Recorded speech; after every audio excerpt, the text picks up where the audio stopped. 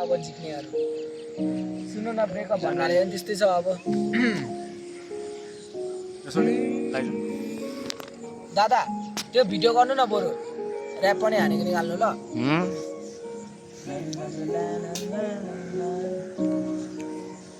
के हो आगो निकालेको ल्यान्डस्केप छ त बवाल